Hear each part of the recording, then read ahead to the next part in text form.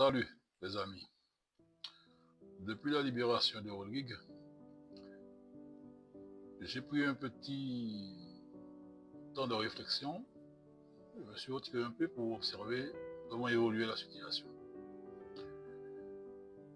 On a tous constaté que le parquet n'a pas été content.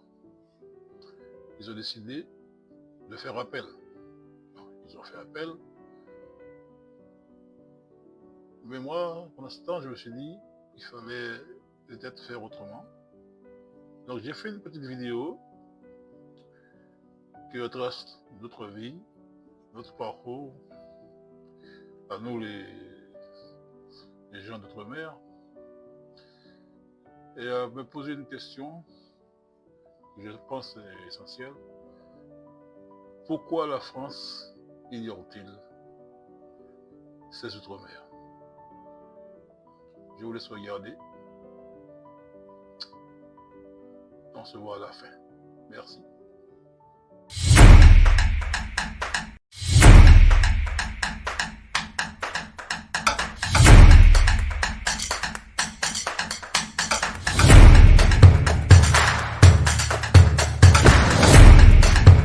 Les Outre-mer. Martinique, Guadeloupe, Guyane, La Réunion. Des paradis tropicaux, des cartes postales pour touristes. Mais derrière les cocotiers et les plages de sable blanc, une réalité bien différente. Crise sociale, coût de la vie étouffante, inégalité criante. Alors pourquoi la France ignore-t-elle ses outre-mer? Pour beaucoup de personnes, l'outre-mer, c'est ça. Du soleil toute l'année, des paysages de rêve, des plages magnifiques. Mais la réalité, c'est que derrière cette carte postale, le taux de chômage dépasse les 20%. Le coût de la vie est 40% plus cher qu'en métropole.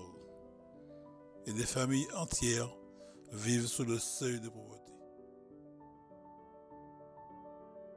Ici à Fort-de-France, le prix du kilo de riz de marque Onkel Benz est à 8,06 €. Ici, en région parisienne, le même produit de marque identique est à 3,32 €, c'est-à-dire 2,5 fois moins cher. Selon le relevé, notre bouteille de lait en région parisienne est à 1,23 €. En Martinique, 1,79 €, plus 46%. Pour les pâtes, 1,88 € dans l'Hexagone. C'est 91% plus cher en Martinique. Quant au café, plus 100%. De quoi exaspérer les consommateurs martiniquais. C'est affreux, on ne peut rien acheter, hein, je vous assure. Moi j'étais fonctionnaire, je suis retraitée, mais mon pouvoir d'achat a nettement dégringolé. En fait, les courses, vous mettez au moins 150 €, vous imaginez, par semaine. Une famille nombreuse, vous imaginez. Alors, c'est pas évident. Hein. Ne plus être inaudible face à la vie chère, c'est ce qui justifie la présence de ce père de 5 enfants sur ce barrage. Il est conducteur d'engin en intérim et malgré sa paye, il n'hésite pas à nous montrer qu'il est déjà dans le rouge. Rouge, couleur symbole de cette révolte. C'est une vie chère, c'est pas seulement sur l'alimentation, c'est général. Et du coup, les enfants, je les ai fait venir. Ils sont là avec moi parce qu'ils sont concernés. On est là, on est à la maison. On ne peut pas trouver des activités, on ne peut pas trouver de choses à faire puisqu'on n'a pas les moyens, on n'a pas les fonds. Un peu plus loin, Arlette et Jean-Pierre partagent avec Monique leur quotidien de privation. Nous sommes tous concernés par cette incapacité à se nourrir. Et c'est pour ça que je suis là aujourd'hui. J'aurais pu avoir autre chose à faire, bien sûr, mais je suis là pour soutenir. Je suis obligée de me privé pour que mes enfants puissent manger. J'aimerais bien aussi de temps en temps manger des yaourts, des bons yaourts. Quand je l'en achète, c'est pour mes enfants. Et moi, je me prive. On se prive énormément et on va dire qu'on diminue sur les portions parce qu'on n'avait pas trop le choix. D'autres préfèrent rester anonymes par crainte d'être vus par leur employeur, mais c'est toujours le même quotidien difficile qu'ils nous racontent. Je vais faire des courses, un exemple. Je vais faire peut-être 70 € de courses. Je suis seule, hein. C'est juste pour 2-3 jours. On n'arrive pas à s'en sortir. J'essaie de minimiser les choses pour au cas demain matin, si j'ai un problème quelconque, maladie ou autre, ou aller voir le médecin, il faut avoir un peu de sous d'un côté pour pouvoir subvenir à nos besoins. C'est de ce sens-là que je vis. Je vis dans le minima. Ici, les courses se transforment vite en foire d'empoigne. Les habitants comme les commerçants sont à bout et chacun cherche à défendre sa cause. La poissonnière nous explique qu'elle se fournit auprès des pêcheurs au prix fort. 8,80 là. Et on vendait 10 euros. Quand on a gagné? Elle gagne, elle sort tout comprendre. J'ai le sang, j'ai quelqu'un qui travaille avec moi. Mais c'est ça en réalité. Non. Il y a des causes à effet. J'ai bien expliqué, il y a des causes à effet. Pourquoi le poisson est cher comme ça? Elles sont tout comprendre. Il y a des charges à payer, il y a des bêtises à payer. Elles sont tout comprendre. Les autres aussi, ils ont galère. C'est ça qu'a expliqué là. Elles sont tout comprendre. Parce que moi, je défends, moi pas défendre ma péché. Elles sont tout comprendre. On a remarqué qu'il y avait beaucoup de femmes dans la rue qui se soulevaient. Mais ce sont les femmes qui sont au foyer. Ce sont elles qui savent qu'est-ce que je vais faire aujourd'hui, qu'est-ce que je vais mettre au feu, qu'est-ce que j'en ai là. 1 kilo de riz, un sachet de pâtes. Il faut réfléchir, il faut compter 4 enfants, 5 enfants, quelle quantité pour chaque. C'est elle qui souffre, c'est elle qui sait. Il y a longtemps qu'on souffre. Il y a longtemps qu'on souffre. On souffrait en silence. On ne disait rien du tout. Mais là, on n'en peut plus. Comme on vous dit, c'est une goutte qui fait déborder le vase. On n'en peut plus. 208 pour vous. Oui, 208 de plus. Il y a quasiment rien que de l'eau, hein. Il n'y a que de l'eau. De l'eau, de la salade. Il est à moitié vide, hein. De plus en plus, ça diminue, hein. On ne peut plus acheter, on est étouffé, on est étranglé, on ne peut plus rien acheter. Ah bah, je chasse les promos, les bons prix. La dernière fois, il y avait une promo sur le Nutella, j'ai pris 3-4 pots. J'ai fait un stock pour les enfants. Ça va vite, hein. Moi j'en ai pour 300 € minimum toutes les semaines, quoi. Je discute avec mes collègues qui sont soit économistes ou sociologues comme moi-même.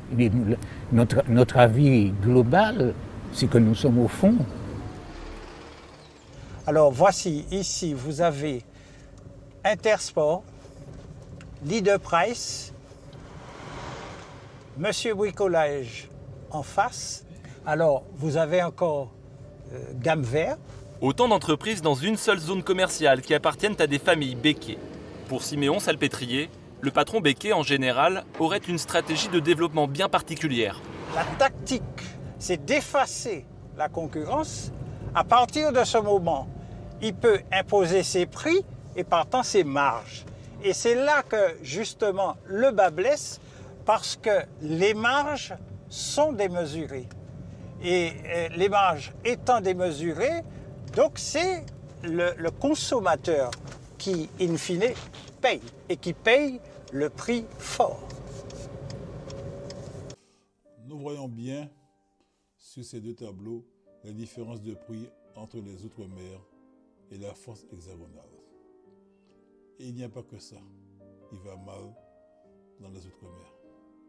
Les infrastructures délaissées, les hôpitaux sous-financés, les réseaux de transport déficients. Et pourtant, on est censé être dans la même République. Alors pourquoi ces inégalités?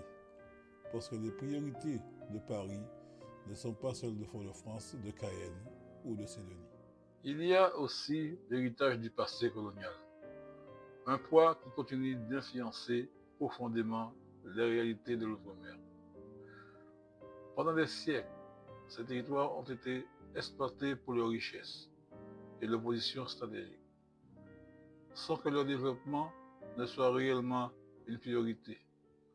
Aujourd'hui encore, ils sont souvent gérés comme des extensions lointaines de la métropole, avec des décisions prises à des milliers de kilomètres, parfois sans consultation des populations locales. Cette gestion centralisée entraîne un sentiment d'abandon et d'incompréhension, alimentant des tensions sociales et économiques. L'absence d'une véritable prise en compte des spécificités ultramarines perpétue les inégalités et freine leur essor. Les différences, c'est la nouvelle forme de l'oubli, mais c'est aussi un refus de reconnaître l'importance et la contribution de ces territoires à l'identité française. La vraie question, ce n'est pas seulement de savoir pourquoi la France ignore-t-elle ses outre-mer. C'est aussi jusqu'à quand? Le changement ne viendra pas d'en haut. Il viendra de ceux qui refusent de se taire. Partage cette vidéo et fais entendre ta voix. Merci.